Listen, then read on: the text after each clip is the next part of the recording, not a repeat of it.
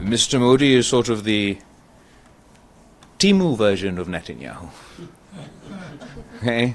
It's a poor copy. India being inspired by the Israeli government, unfortunately, it's being inspired in all the wrong ways. Its conduct outside of international law, its violation, the arrogance with which it thought it could get away with this. Prime Minister Modi must decide. He has two paths to follow before him. He could pursue the path of peace, or he could pursue another path. A path that we've been warning about, we've been seeing for some time, where Mr. Modi started off as being perceived as the butcher of Gujarat. He went on to become the butcher of Kashmir, and he aspires to be the butcher of the Indus Valley civilization with his assault on the Indus Water Treaty. Gujarat और कश्मीर का कसाई अब Indus valley का कसाई बन गया। बिलावल भुट्टो की भारत की इंतहा पसंदाना पॉलिसियों पर कड़ी तनकीद। अक़वाम मुत्तहिदा के दफ्तर में मीडिया ब्रीफिंग, कहा मोदी को देखें तो लगता है नेतन्याहू की कॉपी है। मोदी के पास दो ही रास्ते हैं, अमन या तबाही। भारत कहता है कहीं भी दहशतगर्द हमला हो तो मतलब जंग है। इसका मतलब पाकिस्तान में कोई दहशतगर्द हमला हो तो हम भी जंग करें। मोदी की पॉलिसियां भारत में इंतहा पसंदी को हवा दे रही हैं। भारत अब नया असूल खित्ते में नाफिज करने की कोशिश कर रहा है। चाहते तो भारत के 20 तैयारे गिरा देते, लेकिन सिर्फ 6 गिराए। हमारे पास भारत के खिलाफ शिकायतों की फहरिस्त है। भारत के साथ हम चाहते हैं, लेकिन शराइत पर नहीं। हमने दहशतगर्दी के खिलाफ जंग की कीमत अदा की। दहशतगर्दी को सियासी मकासद के लिए इस्तेमाल नहीं करना चाहिए। भारत ने पाकिस्तान के खिलाफ इसराइली ड्रोन्स इस्तेमाल किए। चीनी मीडिया को इंटरव्यू में कहा, सच ये है कि भारत जंग हार गया। पाकिस्तान ने भारतीय तैयारे मार गिराए। भारतीय हुकूमत को तस्लीम करने में 1 माह लगा। आलमी बरादरी कश्मीर के अहम मसले के हल में भी मदद करेगी।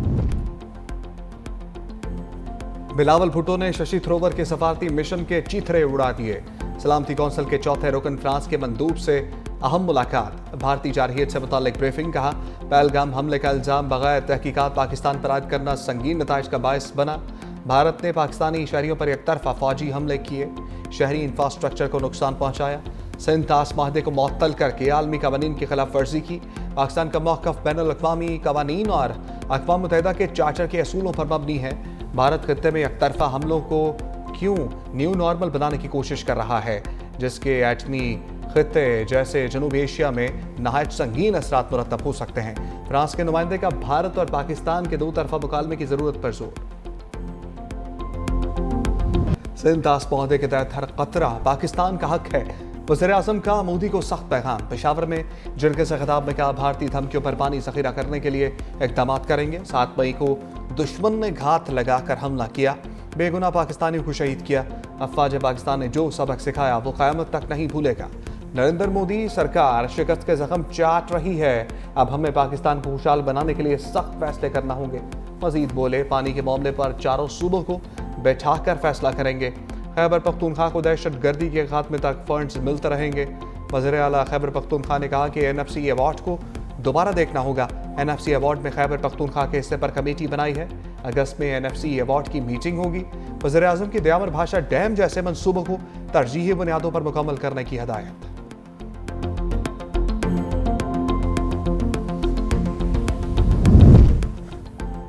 अली अमीन गंडापुर के वज़ीर-ए-आज़म की मौजूदगी में गिले शिकवे। पेशावर जिरगे से खिताब में कहा, बानी PTI ने नाहक कैद के बावजूद भारत के खिलाफ कौम को मुत्तहिद किया।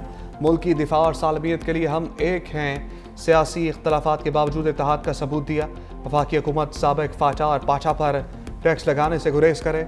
इन इलाकों के आवाम की माली सूरत हाल टैक्स देने के काबिल नहीं। वफाक ज़म अजला के बेघर अफराद को जल्द मुआवजा अदा करे। NFC में ज़म अजला का हिस्सा सूबे को मुंतकिल करने का ऐलान किया जाए।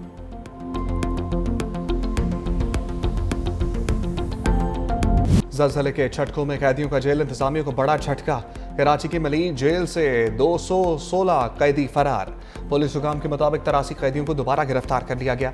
मफरूर कैदियों की तलाश के लिए अतराफ की आबादियों में सर्च ऑपरेशन। कैदियों के फरार की इब्तदाई रिपोर्ट तैयार। हज़ारों कैदी ज़लज़ले के खौफ के बायस तोड़ फोड़ करते हुए निकले। रात 1:30 बजे के करीब कैदियों ने जेल का मरकजी दरवाज़ा तोड़ दिया। जेल, अस्पताल और इंटरव्यू बूथ, ई कोर्ट और मुख्तलिफ शोबों में भी तोड़ फोड़ की। हालात पर काबू पाने की कोशिश में 2 FC एहलकारों समेत 5 एहलकार जख्मी, एक कैदी हलाक जबकि 3 जख्मी हुए।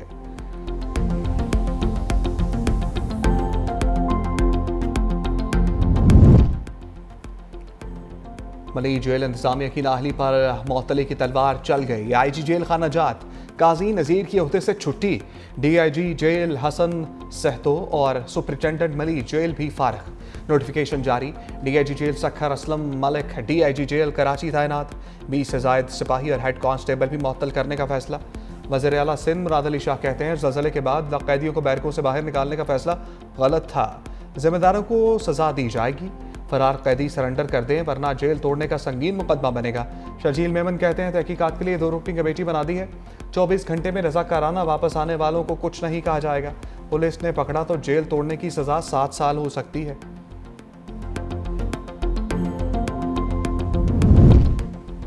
Malir jail break. सिंध हुकूमत का नया ऑर्डिनेंस लाने का फैसला। महकमा कानून और दाखिला ने इब्तदाई ड्राफ्ट तैयार कर लिया। राय के मुताबिक IG जेल और DIG जेल के ओहदे पर सूबाई या वफाकी सिविल अफसरान तैनात किए जा सकेंगे। कैदियों की आबादियों में दाखिल होने की CCTV फुटेज मंजर आम पर आ गई। मुकदमा सरकार की मुद्दत में दर्ज। उधर मजीद एक कैदी को अहले खाना ने पुलिस के हवाले कर दिया।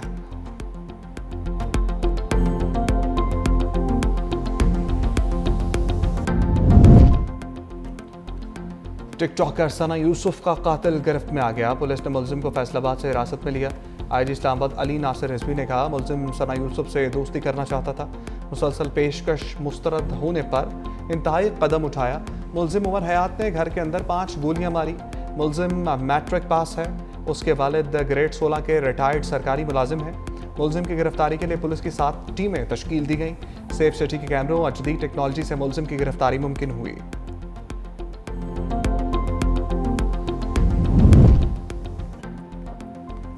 कराची डिफेंस में नौजवान पर तशद्दुद, मुलजिम सलमान फारूकी पुलिस के हवाले। सिटी कोर्ट ने सलमान फारूकी और अवैस हाशमी का 2 रोज़ा जिस्मानी रिमांड मंजूर कर दिया। आइंदा समात पर मुकदमे की पेशरफ्त रिपोर्ट पेश करने का हुक्म। पेशी के बाद दोनों मुलजिमों पर वकला का धावा। पुलिस ने दौड़ लगा दी।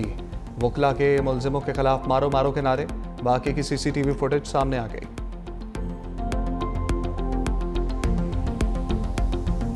सारे फैसले पहले भी खान साहब करते रहे, अभी भी खान साहब ही करते रहेंगे, लेकिन खान साहब का ओहदा होगा patron in chief of Pakistan Tehreek Insaf. Khan साहब ने यही कहा है कि चूँकि हमारे हर तरफ से दरवाजे बंद है, कोई तरीके से रास्ता नहीं है सिवाय इसके कि हम तहरीक चलाएं और तहरीक पुरअमन चलाएंगे और पूरे मुल्क में चलाएंगे। खान साहब ने यही कहा है कि जो तहरीक होगी वो मैं खुद लीड करूँगा।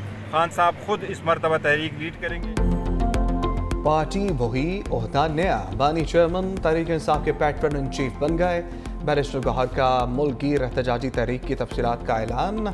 कहा एहतजाज के दौरान बानी की नुमाइंदगी उमर अयूब और सलमान अकरम राजा करेंगे, जबकि अली अमीन गंडापुर खैबर पख्तूनख्वा गवर्नेंस के मामला पर फोकस करेंगे।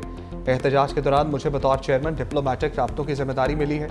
मैं ही पार्टी का चेयरमैन हूँ और हाई कोर्ट में पार्टी के केसेस लेकर जाऊँगा। बानी ने कहा है कि उनके लिए सारे दरवाजे बंद किए गए, जिसके बाद अब एहतजाजी तहरीक के सिवा कोई रास्ता नहीं बचा।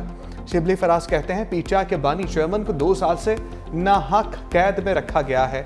2 साल से सब मौजूद है मुल्क में, लेकिन इंसाफ नहीं है। इनको उनकी फैमिली बच्चों से मिलने तक की इजाजत नहीं दी जाती।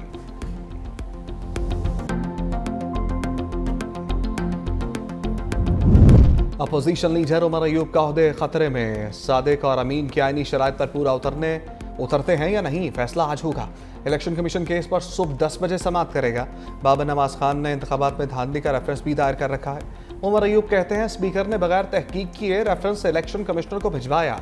अभी इलेक्शन कमीशन के 1.5 साल बाद इनको ख्याल आया मेरे मुखालिफ ने धांधली की शिकायत की थी, जिसे कि वो कोई सबूत नहीं दे सका।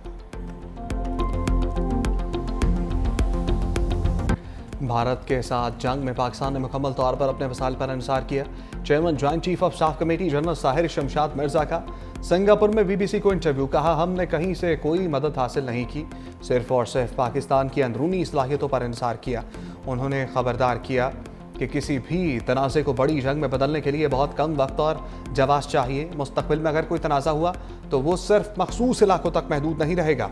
मुस्तकबिल में जंग छिड़ी तो इससे पूरा भारत और पूरा पाकिस्तान मुतासर होगा।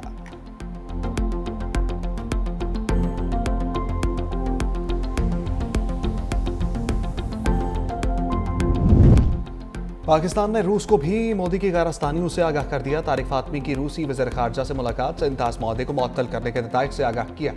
जनूबी एशिया की हालिया सूरत हाल पर सरगई लारोफ को बताया। वज़ीर आज़म शहबाज शरीफ का रूसी सदर प्यूटन के नाम ख़त हवाले किया। रूसी वज़ीर ख़ारजा का पाक भारत ताल्लुकात के फ़रोग़ पर जोर।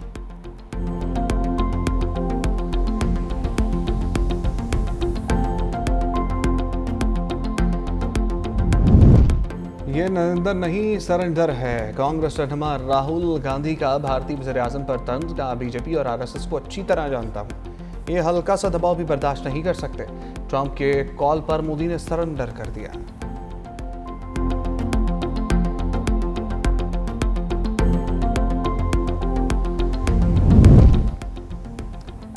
बजट इम्तहान सर पर आ गया। हुकूमत की तैयारी मुकम्मल। सदर मुमलिकत ने कौमी असम्बली का इजलास 10 जून को तलब कर लिया। कौमी इक़्तिसादी कौंसिल का इजलास 5 जून को तलब करने का फैसला। वज़ीर आज़म शहबाज शरीफ कौमी इक़्तिसादी कौंसिल के इजलास की सदारत करेंगे।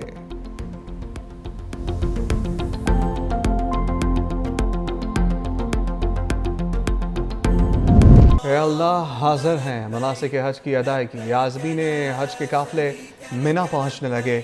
आज जोहर से पहले हज की इसादत के लिए मिना पहुँचना ज़रूरी। हज का रुकन आज़म वक़ूफ़ अरफा 9 ज़िलहज बरोज़ जुमेरात को होगा।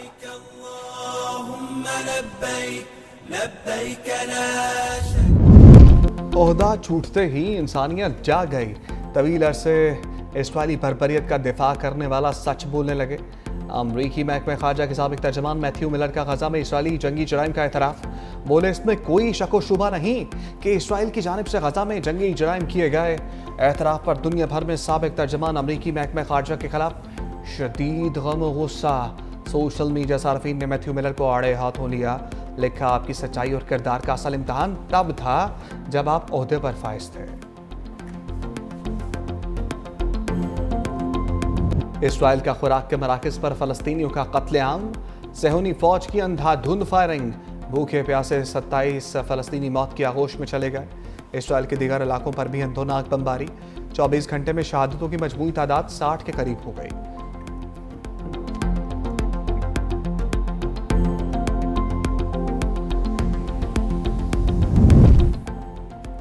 गजा में कत्लेआम। स्पेन का इसराइल को करारा जवाब। सेहूनी रियासत के साथ $32.5 करोड़ असलहे का मुआहदा मनसूख कर दिया। अस्पानी वजारत दिफा के मुताबिक इसराइली कंपनी राफेल से एंटी टैंक मिसाइल्स की खरीदारी मनसूख कर रहे हैं। मुआहदा गजा जंग शुरू होने से सिर्फ 4 रोज़ कबल फाइनल किया गया था।